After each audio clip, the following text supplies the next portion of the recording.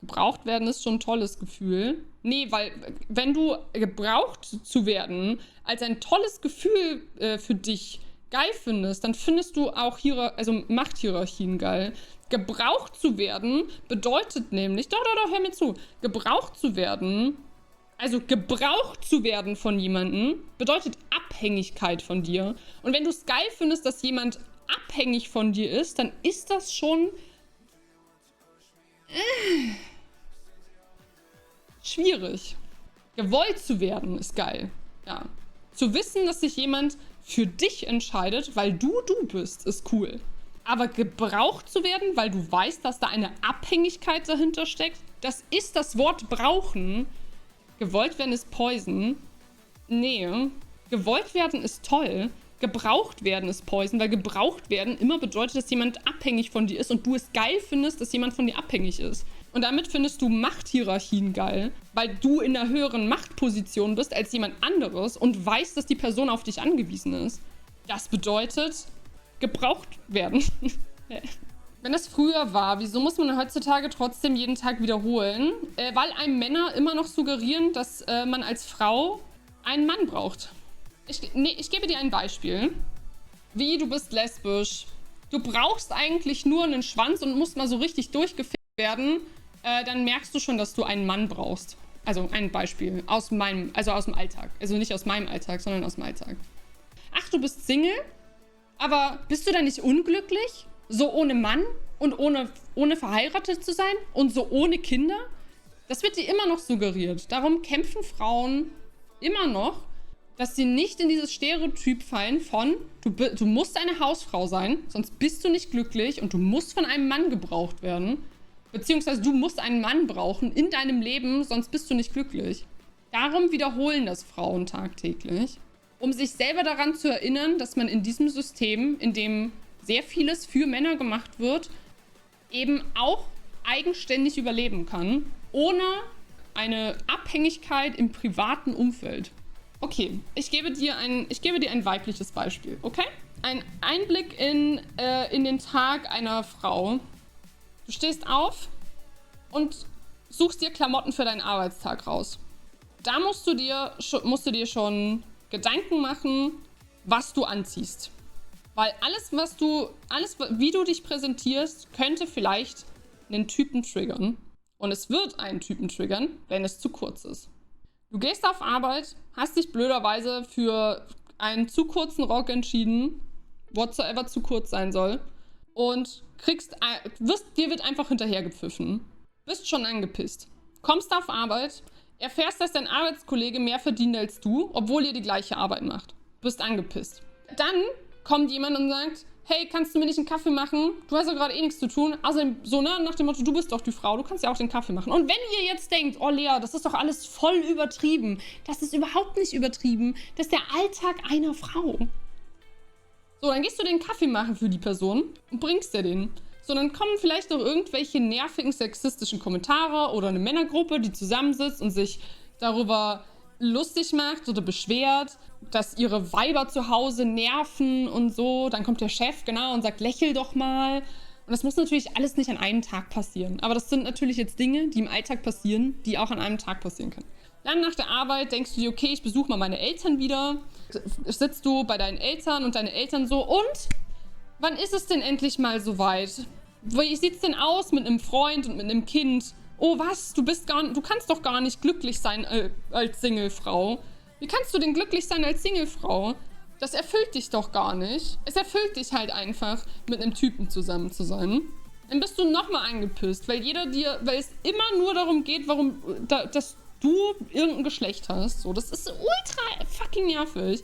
Es geht den ganzen Tag nur darum, darauf hingewiesen zu werden, was du für ein Geschlecht hast. So. Dann es ist dunkel, du gehst nach Hause, musst aber Angst haben, dass du von irgendeinem Typen vielleicht angesprochen wirst und so. Deswegen gehst du wie so ein Kerl, der sich eingeschissen hat, damit du so unfickbar wie möglich von anderen von Distanz schon aussiehst. So. Und dann guckst du abends nachher in einem Insta-Reel, wo dir so ein Life-Coach an die Backe labert, wie du als Mann die ganzen Ischen rumkriegst. Mit irgendwelchen manipulativen Tricks. Glaubst du, du fühlst dich da als Frau wirklich frei in deinem Alltag? Und als könntest du dich frei bewegen, ohne dass du Angst haben musst? Und dann muss man sich halt hinsetzen und sich manchmal einfach sagen, ich brauche keinen Mann, ich kann das auch alleine. Ich bin zwar so in einer Umgebung aufgewachsen, in der mir gesagt wurde, dass ich einen Mann brauche, um glücklich zu sein, aber ich kann das auch alleine. Und meine Mutter war alleinerziehend, deswegen habe ich das sowieso anders beigebracht bekommen, weil mir meine Mutter gezeigt hat, dass man keinen Typen braucht, um glücklich zu sein. Und es ist so. Es sollte eine Freiwilligkeit sein. Du solltest jemanden kennenlernen und dir denken, ich mag den Menschen aufgrund seines Charakters und nicht aufgrund der Tatsache, dass ich dann jemanden an meiner Seite habe.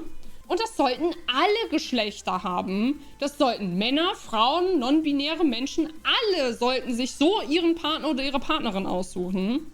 Denn wir leben nicht mehr in einer Zeit, in der man abhängig von der Person ist, sondern wir leben in einer Zeit, in dem es da auch nicht um von irgendeinem Wildtier gerettet zu werden, sondern wir leben in einer Zeit, in der wir uns Menschen aussuchen sollten, die uns gut tun. Das ist the point where it goes. Ich kann irgendwo nachvollziehen, dass wenn man nicht so einen Alltag oder so ein Leben jemals erfahren hat, sich nicht vorstellen kann, wie fucking nervig das ist. Und ich weiß auch, dass einige Punkte, vor allem das mit den Kindern, auch so ein Männerthema ist. Aber ich glaube, die wenigsten Männer haben sich jemals darüber Gedanken gemacht, ob sie nachts die Kopfhörer drin oder draußen lassen müssen beim Nachhausegehen, weil sie Angst haben müssen, vergewaltigt zu werden. Die sich niemals vor den Schrank gestellt haben und gefragt haben, ist das zu freizügig und triggert das irgend so einen alten Sack? Ich glaube nicht, dass das der Alltag von Männern ist. Ich glaube auch, dass Männer andere Probleme haben. Es ist nicht so, dass ich nicht denke, dass Männer keine Probleme haben. Aber es ist schon nervig, ständig, wirklich fucking ständig darauf reduziert zu werden oder daran erinnert zu werden, dass man eine Frau ist. Ich gehe ins Gym und dann labert mir irgend so ein Wichser von der Seite ins Ohr. Das ist aber ganz schön viel für eine Frau. Halt dein Maul! Und das sind so Sachen, die nerven. Jetzt mal Real Talk, was soll ich dagegen tun? Du als Einzelperson, wogegen willst du was tun? Wenn du einfach nur sagen willst, okay, ich will nicht zu diesen Männern dazugehören, dann reduziere Menschen nicht einfach auf ihr Geschlecht, sondern behandle einfach jeden verfickt nochmal gleich.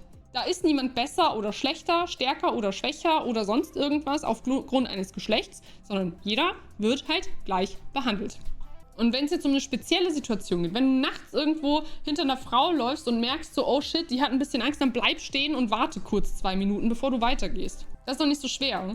Digga, so wenn ich manly Klamotten anhabe nachts und man nicht sieht aufgrund meiner Silhouette, ob ich männlich oder weiblich bin, dann wechsle ich die Straßenseite oder warte kurz, wenn ich hinter einer Frau laufe.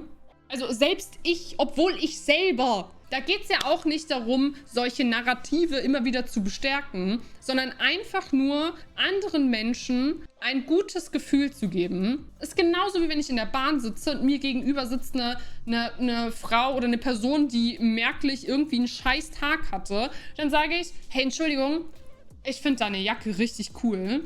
Wo hast denn die her? Ist richtig nice. Hab noch einen schönen Tag und geh dann halt. So, es geht doch einfach nur darum, Menschen in deiner Umgebung einfach ein nices Gefühl zu geben und dass sie nicht ständig denken, dass alle Menschen scheiße sind. Das ist mein Goal im Alltag. Ich möchte nicht, dass Menschen denken, dass alle Menschen scheiße sind und ich möchte es besser machen, als die meisten es halt wahrscheinlich im Alltag tun. Ich mache mir Gedanken darum, wie sich die Menschen um mich herum fühlen könnten und ob ich irgendwas Positives dazu beitragen kann. Und das ist dann auch scheißegal, ob das ein Mann ist, ob das eine Frau ist, ob die Person jung, alt oder sonst was ist.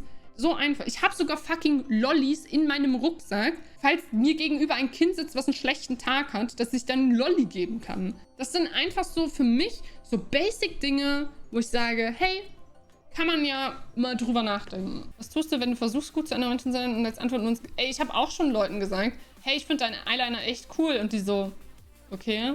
Ja gut, dann sage ich halt, alles klar, hab einen schönen Tag, bye. So, warum sollte ich mad sein? Wir leben in einer Welt, in der, denke ich, ganz viele Menschen es sass finden, wenn Leute nett zu dir sind, weil sie denken, dass du basically wahrscheinlich irgendwas Böses vorhast, weil niemand mehr von einem anderen was Gutes, random Gutes erwartet. Und das will ich ändern. In meinem kleinen Kosmos. In meinem kleinen Kosmos will ich nicht mehr, dass Leute ständig das Gefühl haben, dass wenn jemand nett zu ihnen ist, dann nur, weil sie eine Gegenleistung erwarten oder weil sie ihnen irgendwie was Böses antun wollen. Ich möchte den Unterschied machen. Übrigens sind das richtig geile Lollis. Die gibt's bei Dens Bio. Die sind vegan, ja ohne Milch, sogar glutenfrei. In Himbeere. Ich hasse Himbeere.